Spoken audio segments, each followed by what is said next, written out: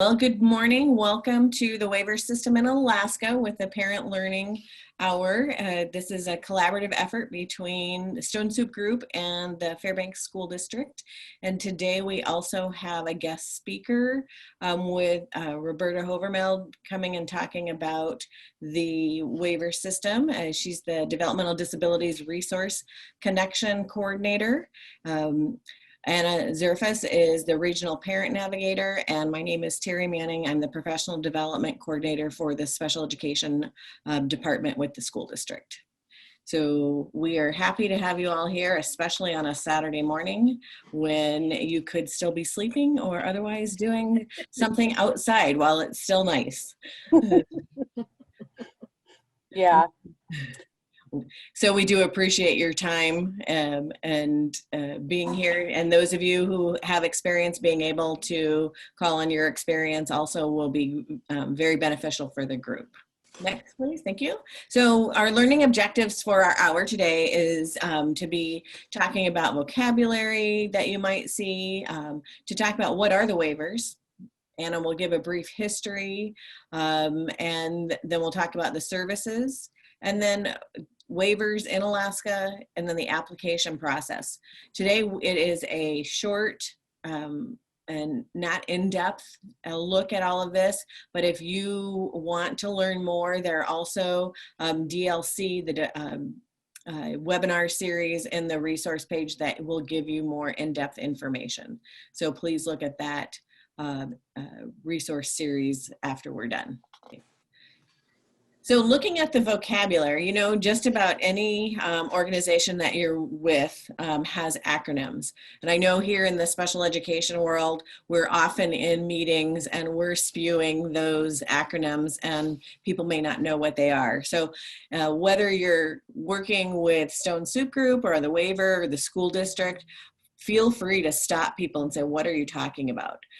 Because that's really important. We just get so ingrained in using them that we forget that not everybody else uses them.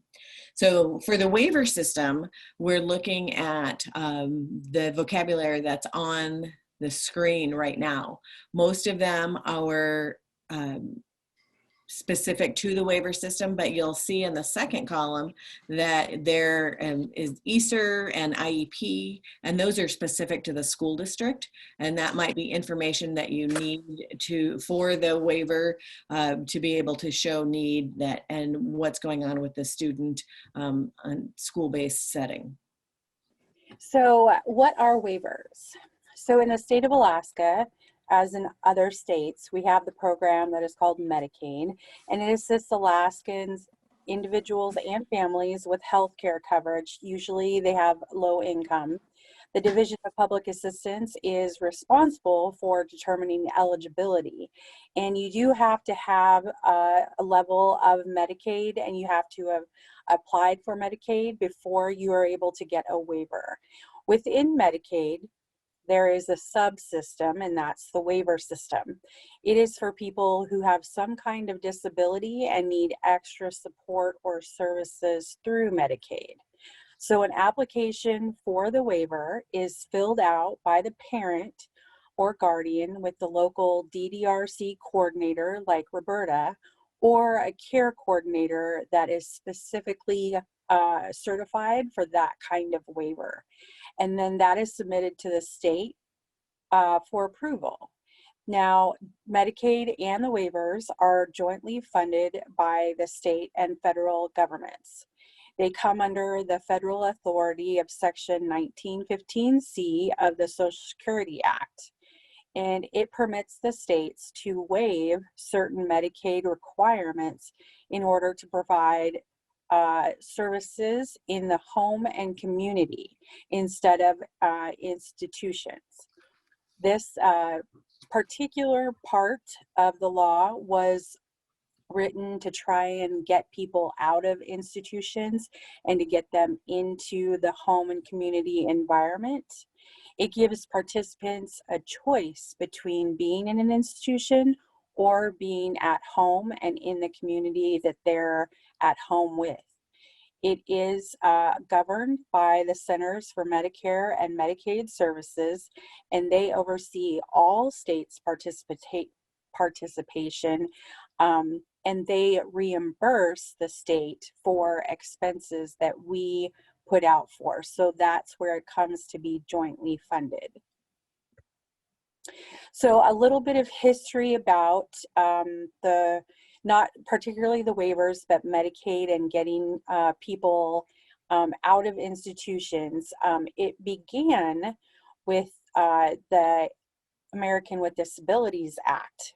And so it was seen as a civil rights infringement for people to be locked away in an institution. And Congress described the isolation and segregation of individuals with disabilities as a serious and pervasive form of discrimination. And then there was a Supreme Court case. It was called the Olmstead Act. And the Olmstead Act came from a Supreme Court case, Olmstead versus LC, in which the court determined that unjustified segregation of people with disabilities constitutes discrimination. And then the laws came out of that so that the people who were institutionalized could finally come home and live in their home communities and get their care in their home communities by outside providers, even though they may have had or did have nursing facility levels of care.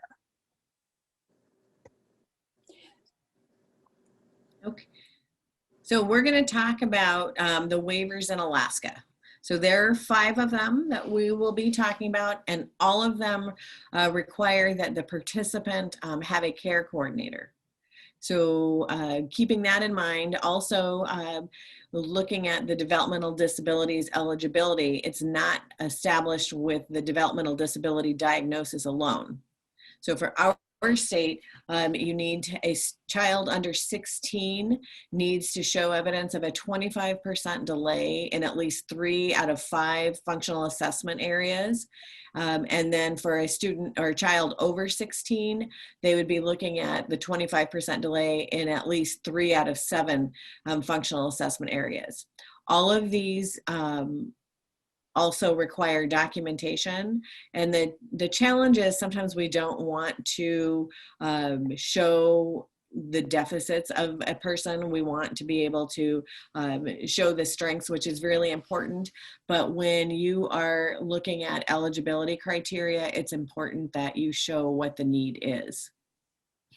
So the first one we're going to look at is the adults living independently.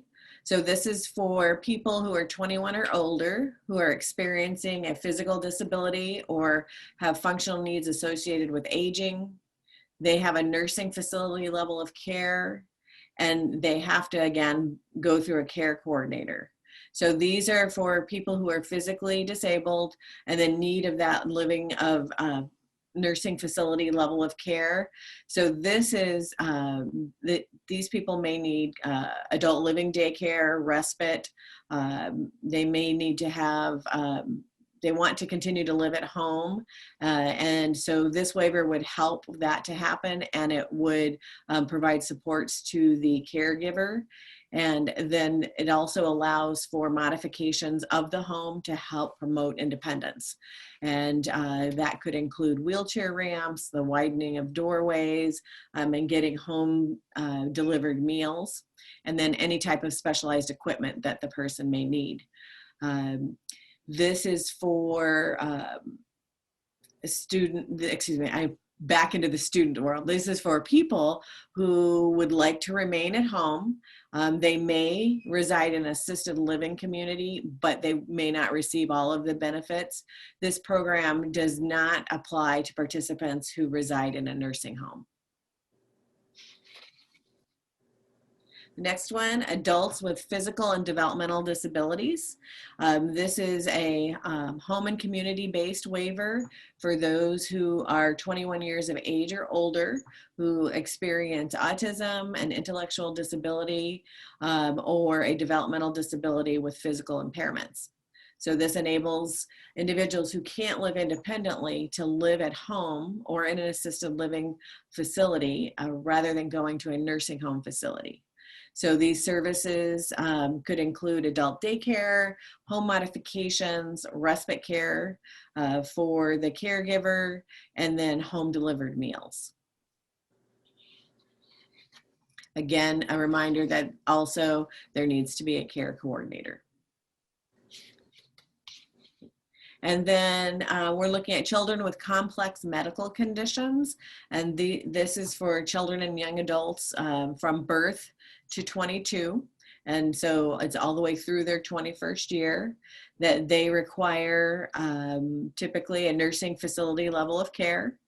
They require that care coordinator. And these individuals experience medical issues and they're dependent on frequent life-saving treatments. So they need somebody who is able to take care of them.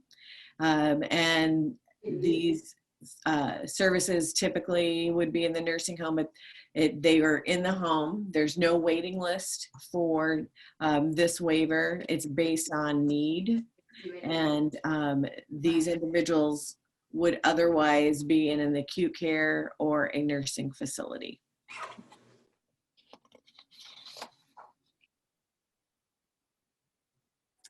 Then we have the individual supports waiver.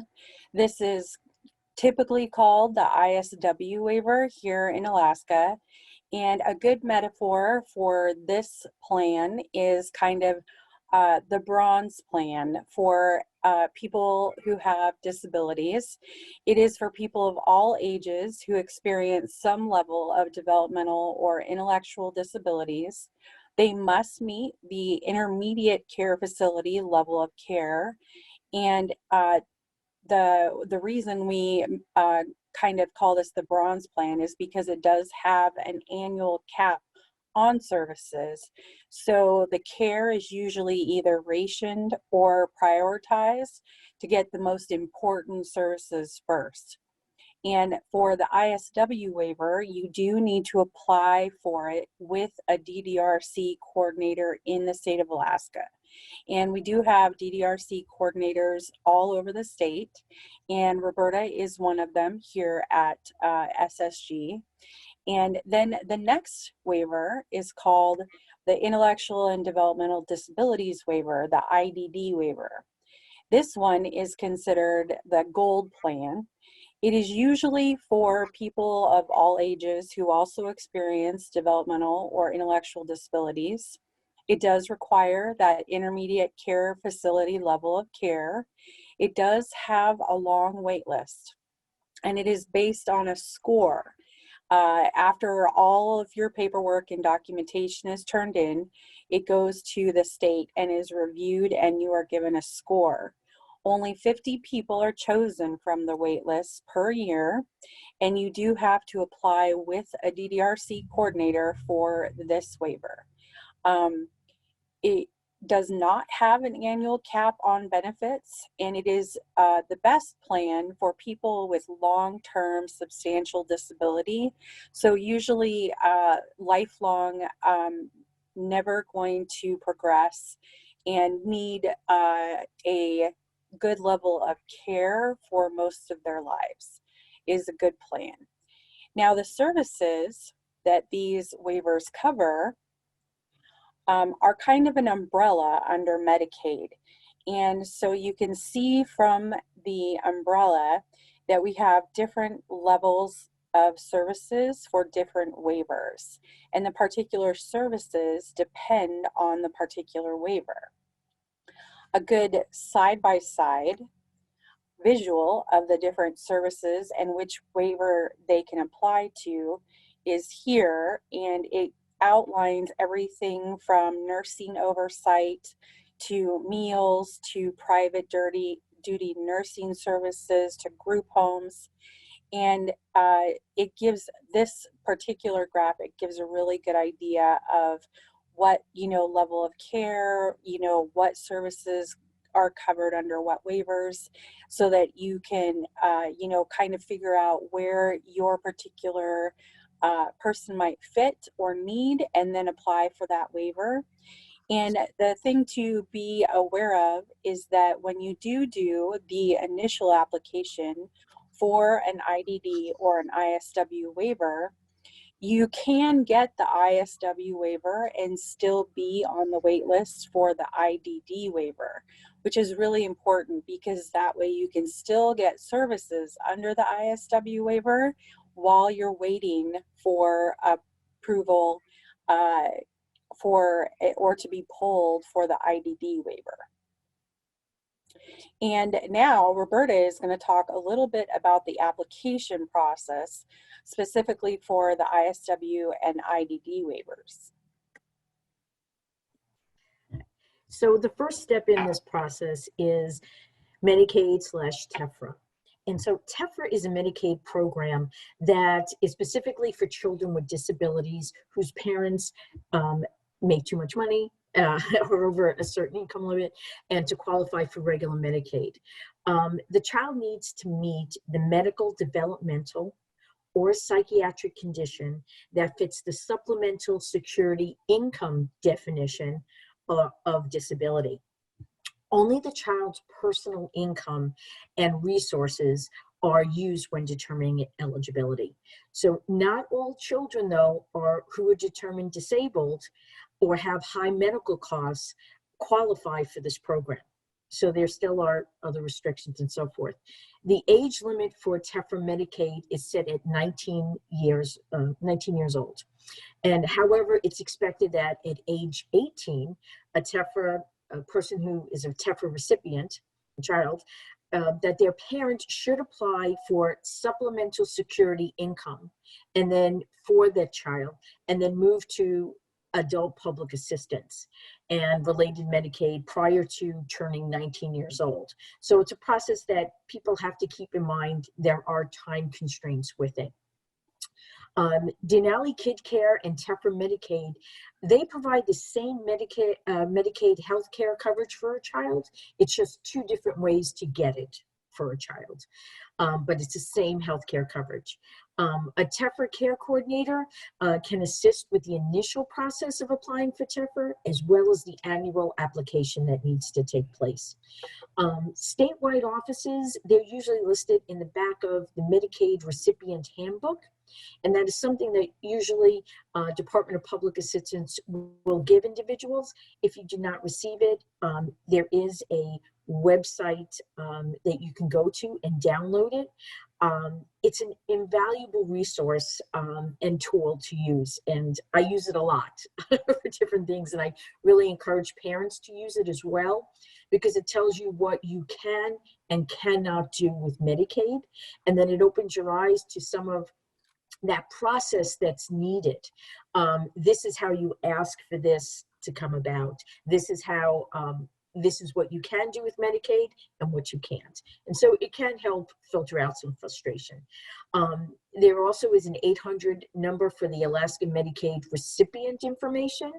And it's 1-800-770-5650. And please press option 2.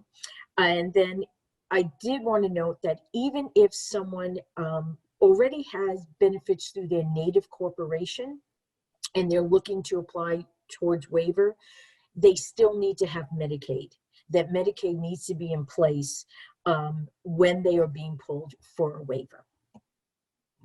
Roberta, Yes. what's the link to the resource book that you were talking about? Sure. It is, whenever everybody's ready, it's http DHSS.alaska.gov/DHCS/documents/ PDF / recipient, so RECIPIENT, and then hyphen handbook, and then .PDF. And if you'd like to have that address or the phone number, I can give that to Anna to send out, or Anna, was that being part of the resources? I will send it out with that. Okay, great. Okay. Thank you. Oh, no problem. And let's see here. Oh, thank you, Terry. I appreciate that. Okay, great. So the next part of this is the disability eligibility application. So it said on the slide, to apply for the IDD or ISW waiver, a DDRC navigator, such as myself, and I work with a team of wonderful navigators as well, and they're there to help, can assist in completing the DD eligibility application. They will assist in gathering information that shows substantial functional limitations prior to the age of 22 in 3 or more of the following areas of major life activity. And those areas are self-care. There is also receptive and expressive language, communication, sorry. There's also learning, mobility, self-direction, capacity for independent living, and economic self-sufficiency. So for individuals under age 16, you only have to address the first 5 areas, which would be self-care, expressive and receptive language, learning, mobility, and self-direction. The other 2 areas, capacity for independent living and capacity for economic sufficiency, are additional for individuals 16 years and older. Something to consider, though, with the application is that DD eligibility is not established by a diagnosis alone. So the person's ability to or inability to function due to limitations caused by the developmental disability is the major criteria for determining whether or not an individual is developmentally disabled. So as long as the impairment to functioning occurred before age 22. Individuals who experience such disabilities as sensory impairments, deafness and blindness, will not be determined to experience a DD, a developmental disability, solely based on their diagnosis. So people also who experience cognitive impairment, epilepsy, cerebral palsy, and autism will not qualify as developmental disability based on their diagnosis alone. So in all these cases, the individual would need to demonstrate an inability to function the same level as their peers to qualify as developmentally disabled. So there are some layers with that. So just because somebody has one diagnosis is not just going to automatically qualify them. You still have to go through the process. So it's not, oh, excuse me, yes. Is that why the information from the IEP is so important with the documentation? Yes, that's it. Yes, and that's coming right next. That is real. But actually, I want to clarify with that in just 1 second. If you could just hold that one thought. So as Terry just mentioned about supporting documentation, it must support each of those functional limitations on the eligibility determination application is addressing. So all documentation has to be signed and should be current within 36 months. Or 3 years or less. So documentation can include from your physician, speech language paths, OT, PT, behavioral health, also, and those kind of documentation. It would not be the day-to-day case notes. It would just be standardized evaluations or testings. So sometimes for like speech language paths or PTs or OTs, or they would have a POT or a plan of treatment. That's what SDS Senior and Disability Services is looking for. They're not looking for the day-to-day notes, which is great information, but they need to see standardized testing.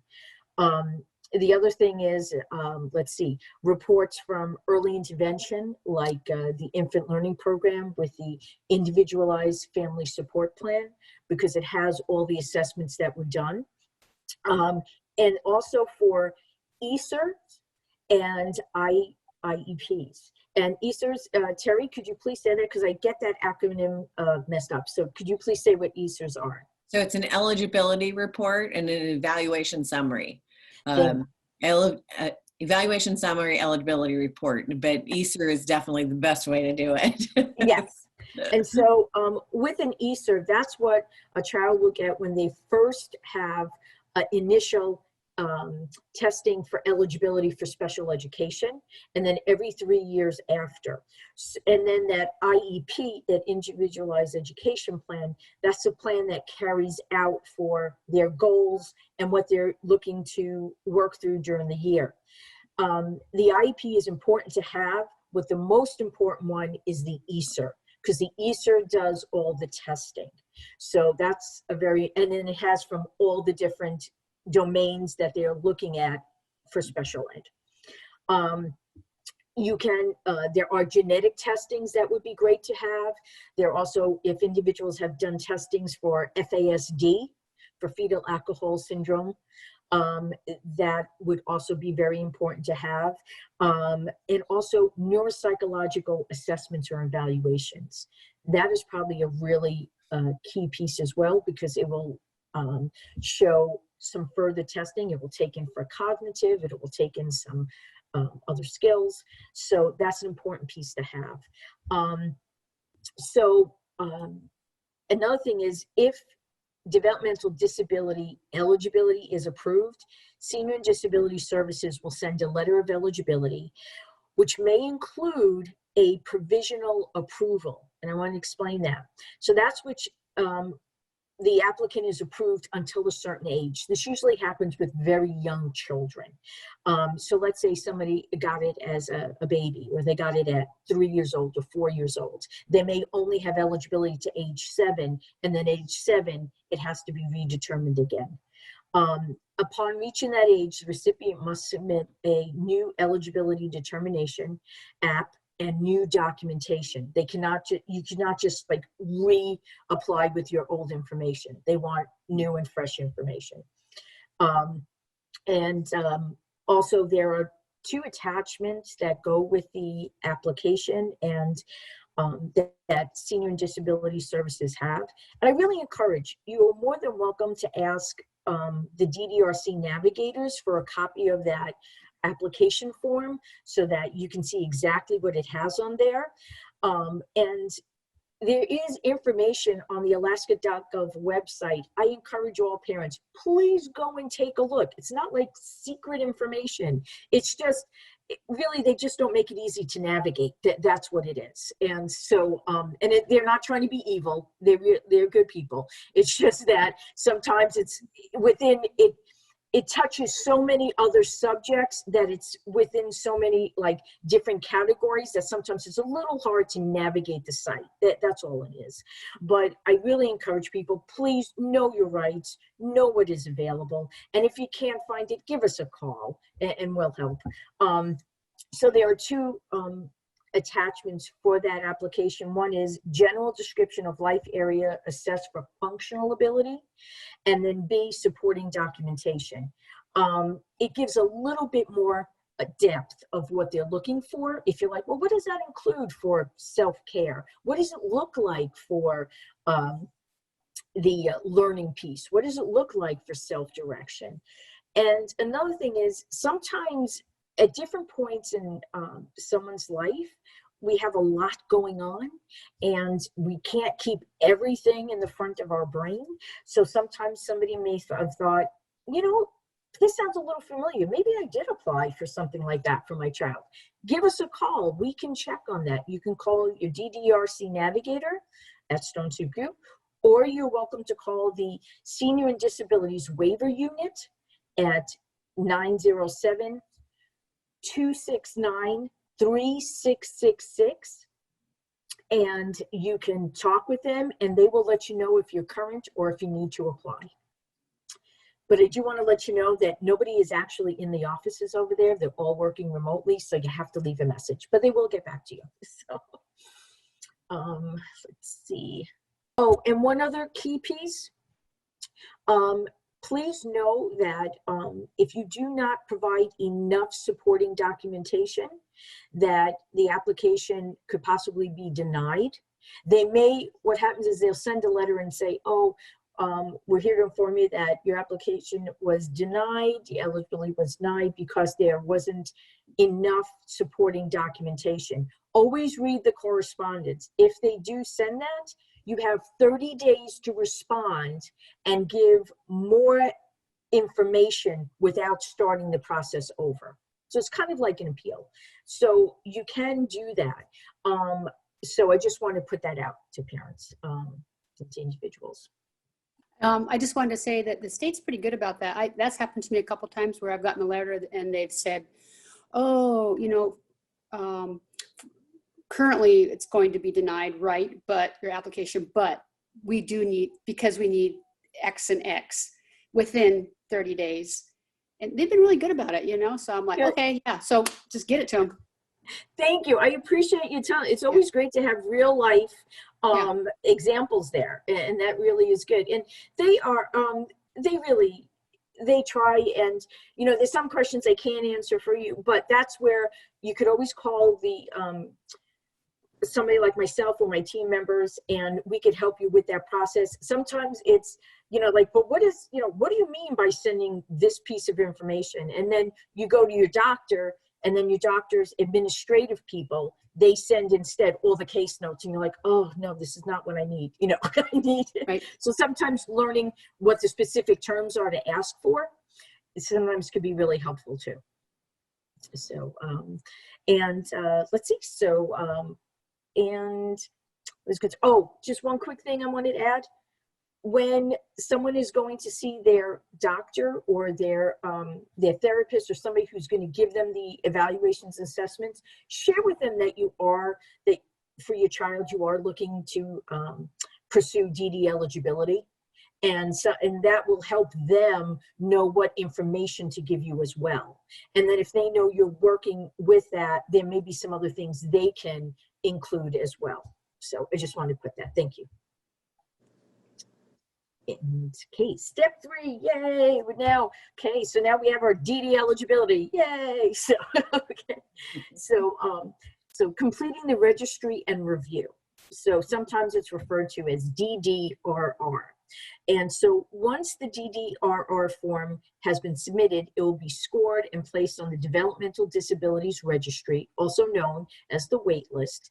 And the DDRR score is calculated according to the responses provided. The highest scores are drawn from the registry for as funds become available. If the individual would like to remain on the DD registry, the individual must submit an updated DDRR form every year. So having that approved DD eligibility is the first step in the process for individuals who are have developmental disability eligibility and would like to be considered for the ISW waiver and or the long-term waiver. For each of these situations, it's required to update the individual's DDRR, that Developmental Disabilities Registry and Review Form, to keep that IDD registry accurate and provide eligible individuals with services as soon as possible. The DDRR should be updated annually and can be updated at any time, such as the participant situation changing, which can be dramatically affected their overall score. So the review and registry is submitted electronically to SDS, Senior and Disability Services, and is given a score based on the information provided. That's really key. So this form has a series of questions that it goes through, and you have to provide the information. You can't just think, oh, they already know that my child has this. Oh, they already know I have this, or my sibling, whoever it is. They don't. They're not going by it. Basically, they're going by this form and whatever information you put on. So if you leave out that the individual does self-harm to themselves and they, all these other things, they're not going to score it. And if you just say, oh, they're fine, then you're going to get a very low score, possibly 0, and it's not going to move you on the wait list. It won't take you off the wait list. It just won't move you up. And then actually another thing is that information is how they determine the level of challenges and severity that somebody needs services. So you're telling them, this is why this individual needs services. So just think of it as that. If you're not going to ask, they're not going to give it. So think about your answers. And when you're doing it, think about it on somebody's, you probably heard before, on their worst day. But, we all have bad days, myself included, okay? And sometimes coffee isn't going to be enough. But the thing is that, because, and then you got to realize what somebody's typical is. For them, that I talk to people and they're like, oh yeah. I say, well, how does your day go? And they're like, oh, it's great. Yeah, we have family time. They go to sleep. I'm like, really? Well, what does that look like?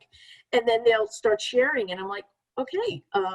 So actually what I just heard, you got up like 4 times during the night, and then you had to make sure the door was locked, and then you had to make sure then your regular check-in to do a sweep of the whole house to make sure the doors and windows are locked, or make sure that they weren't getting a kitchen, whatever it was. Okay. They're like, oh, wow, you say it like that. And it's like, well, yeah, but that's their typical, what you get used to becomes your typical. So you kind of have to help bring some questions out and some answers to help somebody be able to get that information out on the review and registry. So updating it is really important. Please do it every year. And the thing is, updating the review and registry is important as it keeps you active on the wait list. And extensive inactivity could result in having to reapply for DD eligibility and start the process all over. Nobody wants to do that, right? So as a DDRC navigator coordinator, I may assist individuals, families, guardians, caseworkers, etc., in filling out that DDRR, and then we can submit it for them. Is there any other information somebody wanted to know about the review and registry, that maybe if they wanted more detailed information or something? So Roberta, if you're working with a family, then you would remind them that it needs to be updated, when it needs to be updated annually, or is it up to the family? How does that work? Well, as with everything, we're always responsible for ourselves, correct? But if somebody did say, Roberta, could you maybe, put it on your calendar, maybe, send me a tickle or something like that about it, I could possibly do it. But what if I'm not there at that job anymore? And so it's not an automated thing that comes out. Sometimes what happens is Senior and Disability Services sends this letter, you have not sent anything in, get it in now. And people are like, oh my God. They say it a lot nicer than that, but that's really what they're saying. And so the thing is that then people get worried because this whole bunch of letters came out, and then at Stone Soup Group, we get flooded with everybody calling in, I've got to do this now. Now, yes, the state, they kind of, have it in their system to, send out a letter if they haven't received something. So I always suggest, if you receive that and you're not able to get your review and registry back in time to them, give them a call and tell them, I'm in the process of working with the DDRC navigator, and it may be late, but it will be in. Please put it in the case notes, and they will do that. So I'm sorry, back to your question. We do not have a reminder. If we're, some of my coworkers, they've been there several years, so they will remind people, maybe give a phone call to somebody if they've asked, but it's not a, something that we have, a standardized thing that we do. Thank you. So, oh, no problem. Let's see. And then also, at that point, if you're working with a care coordinator, that's something that they can also do as a reminder as well. And so you kind of probably will get reminders from several different sources.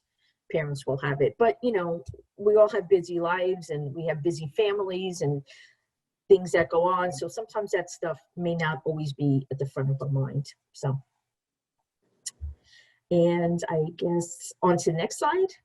Okay, great. So finding a care coordinator, that's exciting. Okay, so with that, and it can be, because there's a lot of great, wonderful care coordinators out there who want to help. And so if chosen to receive the ISW or IDD waiver, you will need to choose a care coordinator. And they will assist in completing your plan of care and submitting your application to various waiver services based on your need. And if you're having trouble finding a care coordinator, you can call Senior and Disability Services at 907-269-3666. Or you're more than welcome to call with the DDRC navigators, and we can help with that as well. Regardless of which Medicaid program you participate in, it's important to keep your benefits current and complete. Oh, hold on a second. Let's see here. And complete your renewals applications. And if you're found eligible to continue receiving benefits, you need to make sure that you always are on top of with Medicaid coverage. Make sure you put in for your annual application all the time. Make sure that if you have a TEFRA care coordinator, that also annual application is going through. And then as well as with your care coordinator, they can help with some of that as well, keeping as good reminder. And then the other thing is with a care coordinator, being able to find them. We cannot at Stone Soup Group give oh, you need to go with Carol because Carol's the only one. I only refer to Carol. Well, no, sorry, we can't do that because that's conflict of interest and that would not be really nice. But we can provide a list of care coordinators. It is a giant list that's on the state website. But the thing is, though, not everybody has an open schedule. So sometimes you may give us a call and say, hey, I don't know where to start. There's like 5 million names here. And so we may say, well, I've heard these care coordinators, here's a list of about 10 of them or so that have openings right now. And there is a difference between a TEFRA care coordinator and a regular care coordinator, 2 separate care coordination. So you need to be mindful of that. So with your care coordinator, they can help you with all of gathering information. They can also help be an excellent advocate. And you can always get an updated list from the state, like I said, or you're welcome to ask us at Stone Soup Group. And let's see, I wanted, with care coordinators, I just wanted to let you know that if you are not happy with your care coordinator, you are always welcome to give them notice, and they can give a family notice as well that this relationship's not working. And it's not just because, you know, they did one thing wrong or something. It's just like, it's not working, and you can go find another care coordinator. So it's available on both sides. So I wanted to let you know that. But if any more information somebody would need about care coordination or wanted to know, or nope, okay, that's fine. And the same for TEFRA care coordination. Sometimes their caseload can get crowded and they may not have room for somebody. So sometimes we kind of keep an ear to the ground of who has availability. We are not making personal recommendations. We are just letting you know what is available and who has an open caseload. Okay, so I just want to let you know about that, because sometimes it may be on the care coordinators network. They have a great Facebook page, and they also have their great network of care coordinators, and they may put a shout out, hey, does anybody in Glen Allen area who covers Glen Allen have an available opening for a family? And sometimes we may give that to the care clinician, and they'll let us know, like, oh, somebody responded, you know, these people, please pass on the information. So we try to collaborate as much as possible with other agencies. So. And any other questions or? Okay, great, thank you. Thank you, Roberta. Oh, thank you all. Roberta, on behalf of Anna and myself, we definitely thank you for coming this morning to share your knowledge of the waiver system and being a support to families who need it. Oh, thank you. And I couldn't do my job without all of you. All We are really wonderful. So, appreciate your help today. oh, thank you.